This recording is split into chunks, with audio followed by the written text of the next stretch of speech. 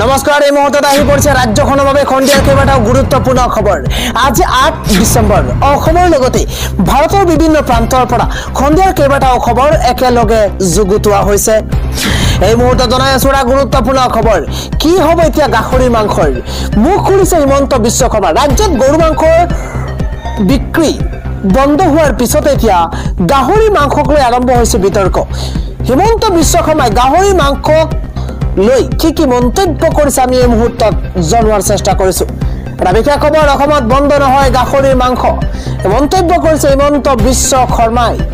কেৱল সিমানেই নহয়, মুখ্যমন্ত্ৰী হিমন্ত বিশ্ব শৰ্মাই কয় যে গাহৰি মাংস বন্ধ সন্দৰ্ভত হিমন্ত বিশ্ব শৰ্মাই কয় যে বন্ধৰ বিপৰীতে নতুনকৈ আইন আনিব হিমন্ত বিশ্ব শৰ্মা চৰকাৰে। এটা গুৰুত্বপূৰ্ণ খবৰ, গাহৰি মাংস বন্ধ হোৱাৰ বিপৰীতে এতিয়া গাহৰিক লৈ নতুন আইন আনিব চৰকাৰখনে। এটা জৰুৰী খবৰ, যুৱক যুৱতীসকলক প্ৰদান কৰিব গাহৰি পালনৰ বাবে ধন। কেৱল সিমানেই নহয়, গাহৰি এটা অৰ্থনৈতিক দিশ বুলি মন্তব্য কৰিছে হিমন্ত বিশ্ব শৰ্মাই। আৰু গাহৰি মাংসক লৈ গাহৰিক লৈ এইদৰে ডাঙৰ মন্তব্য কৰা পৰিলক্ষিত হৈছে মুখ্যমন্ত্ৰী গৰাকীয়ে। পৰৱৰ্তী গুৰুত্বপূৰ্ণ খবৰ হৈছে জেলত থকা কয়দীসকললৈ চৰকাৰৰ তৰফৰ পৰা এটা ডাঙৰ সিদ্ধান্ত গ্ৰহণ কৰা হৈছে। এতিয়াৰ পৰা জেলত থকা কয়দীসকললৈ চৰকাৰৰ বিত্তীয় সমৰ্থন। এতিয়াৰ পৰা কেইবাটাও বিষয়ত লাভ কৰিব ধন পৰিয়ালৰ লোকে। এটা ব্ৰেকিং নিউজ, ডাঙৰ খবৰ, জেলত থকা কয়দীসকললৈ চৰকাৰৰ তৰফৰ পৰা বিত্তীয় সমৰ্থন আগবঢ়োৱা হ'ব। কেৱল সিমানেই নহয়, এতিয়াৰ পৰা কেইবাটাও বিষয়ত লাভ কৰিব ধন পৰিয়ালৰ লোকে। বিশেষ খবৰ জনোৱাৰ চেষ্টা কৰিছো। কয়দী জেলত থকা সময়ত জেইলাৰৰ অত্যাচাৰত প্ৰাণ হেৰুৱালে 3 লাখ টকা লাভ কৰিব কয়দীয়ে। কেৱল সিমানেই নহয়, জেলত কয়দীয়ে চৰম সিদ্ধান্ত গ্ৰহণ কৰিলেও লাভ কৰিব 3 লাখ টকা। কয়দী আৰু কয়দীৰ মাজত কাজিয়া হৈ প্ৰাণ হেৰুৱালে 2 লাখ টকা লাভ কৰিব সেই কয়দীগৰাকীয়ে। জেলত থকা সময়ত কয়দীয়ে স্বাস্থ্যজনিত কাৰণত প্ৰাণ হেৰুৱালে 4 লাখ টকাৰ কথা ঘোষণা কৰিছে চৰকাৰখনে। কেৱল সিমানেই নহয়, চিকিৎসা বিষয়া আৰু পেৰামেডিক্সৰ দ্বাৰা অৱহেলিত হলে লাভ কৰিব 4 লাখ টকা। আৰু এইদৰে কয়দীসকলক লৈ কেইবাটাও নতুন কথা ঘোষণা কৰিছে ৰাজ্যৰ মুখ্যমন্ত্ৰী হিমন্ত বিশ্ব শৰ্মাই। আন এটা গুৰুত্বপূৰ্ণ খবৰ হৈছে নিৰ্বাচনৰ সময়ত অৰুণোদয়ক ফৰ্ম বিলালে বিজেপিয়ে। নিৰ্বাচন গ'ল, অৰুণোদয় ধন নাপালে ৰাইজে। এইদৰে গুৰুতৰ অভিযোগ কোনে উত্থাপন কৰিছে জনোৱাৰ চেষ্টা কৰিছো। এটা বিশেষ খবৰ, ডাঙৰ খবৰ জনোৱাৰ চেষ্টা কৰিছো। কেন্দ্ৰীয় নিৰ্বাচনৰ সময়ত অৰুণোদয় ফৰ্ম বিলালে বিজেপিয়ে, কিন্তু নিৰ্বাচন গ'ল, অৰুণোদয় ধন নাপালে ৰাইজে। অভিযোগ উত্থাপন হৈছে 10 বছৰে ৰাইজৰ সমস্যা সমাধানত ব্যৰ্থ হৈছে বিজেপি চৰকাৰ। এটা বিশেষ খবৰ, পলিটিকেল ব্ৰেকিং নিউজ, বিজেপি নেতাই 3টা চৰকাৰী ঘৰ পায়, কিন্তু দৰিদ্ৰ জনতাই এতিয়াও বঞ্চিত। বিজেপিৰ বিৰুদ্ধে খৰব হৈ পৰিছে আম আদমি পাৰ্টিৰ ৰাজ্যিক সভাপতি মনোজ ধানোৱাৰ। খোৱাং সমষ্টিৰ পথালিবাম অঞ্চলত এখন সভাত অংশগ্ৰহণ কৰি নেতাগৰাকীয়ে এইদৰে গুৰুতৰ অভিযোগ উত্থাপন কৰিছে। আন এটা খবৰ হৈছে শিক্ষাৰ্থী আৰু মহিলাসকলৰ বাবে চৰকাৰৰ তৰফৰ পৰা ভাল খবৰ দিয়া হৈছে। এইবাৰ মহিলাসকলে পাব লোনৰ NOC আৰু শিক্ষাৰ্থীয়ে পাব স্কুটি। এবাৰ লোনৰ NOC আৰু শিক্ষাৰ্থীসকলক স্কুটিক কেন্দ্ৰ কৰি চৰকাৰৰ তৰফৰ পৰা কি ঘোষণা কৰা হৈছে জনোৱাৰ চেষ্টা কৰিছো। বিশেষ খবৰ, ৰাজ্যবাসীৰ 5টা বৃহৎ ঘোষণা কৰিছে ৰাজ্যৰ মুখ্যমন্ত্ৰী হিমন্ত বিশ্ব শৰ্মাই। 10 ডিচেম্বৰৰ পৰা 20 ডিচেম্বৰৰ ভিতৰত কেইবাটাও সুবিধা প্ৰদান কৰিব ৰাজ্যবাসী। সবাতোকৈ গুৰুত্বপূৰ্ণ খবৰ, লাখ লাখ মহিলাৰ বাবে আছে ভাল খবৰ।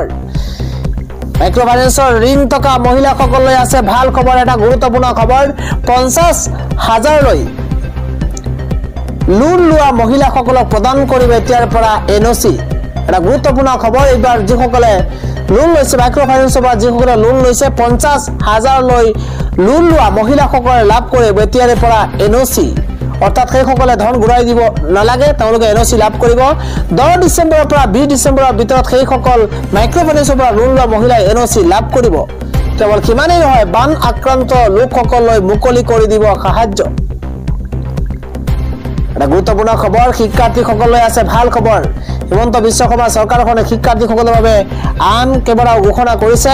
হাইস্কুল শিক্ষান্ত পৰীক্ষাৰ ডিষ্টিংশ্যন পোৱা শিক্ষাৰ্থীক প্ৰদান কৰিব আনন্দৰাম বৰুৱা বঁটা।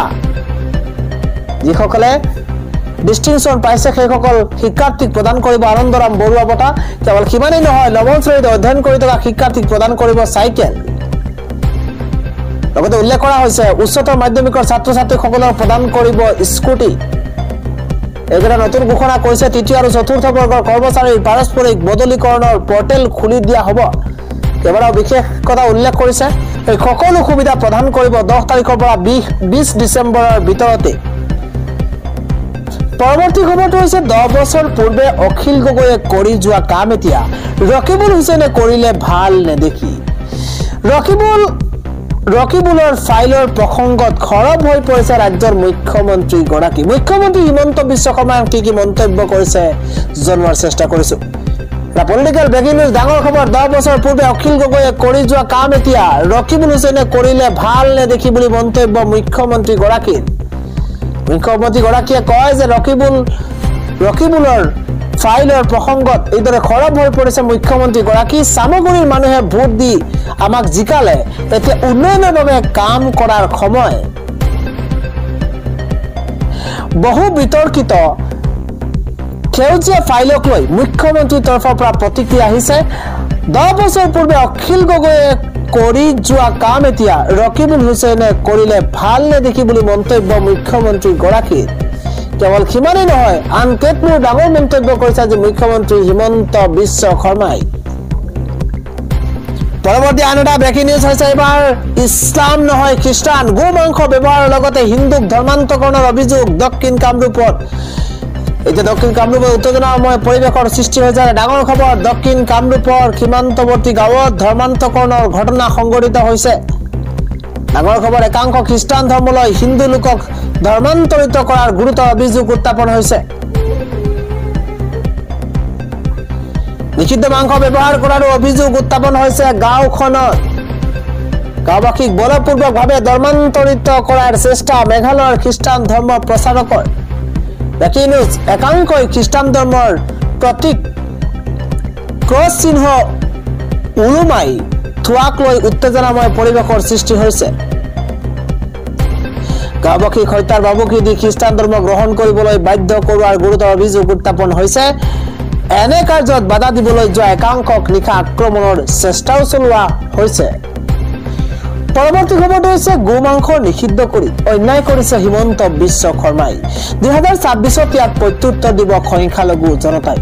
কোনে হিমন্ত বিশ্ব শৰ্মাক টাৰ্গেট কৰি এনে মন্তব্য কৰিছে জনোৱাৰ চেষ্টা কৰিছো। এটা বিশেষ খবৰ, ৰাজহুৱা স্থানত গো মাংস নিষিদ্ধক লৈ ৰাজ্যজুৰি তীব্ৰ প্ৰতিক্ৰিয়াৰ সৃষ্টি হৈছে। গো মাংস নিষিদ্ধ কৰাক লৈ পুনৰবাৰ খৰব হৈ পৰিছে কংগ্ৰেছ। মুখ্যমন্ত্ৰী হিমন্ত বিশ্ব শৰ্মাক ক্ষুদ্ৰ সমালোচনা কৰিছে কংগ্ৰেছে। কেৱল সিমানেই নহয়, সংখ্যালঘু লোকৰ সৈতে অন্যায় কৰিছে হেনো মুখ্যমন্ত্ৰী হিমন্ত বিশ্ব শৰ্মাই। 2026 তাৰ প্ৰত্যুত্তৰ দিব ৰাইজে।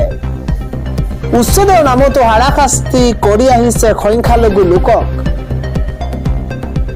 2026 ইয়াৰ প্ৰতিটো প্ৰত্যুত্তৰ দিব সংখ্যালঘু লোকে। মন্তব্য কংগ্ৰেছৰ।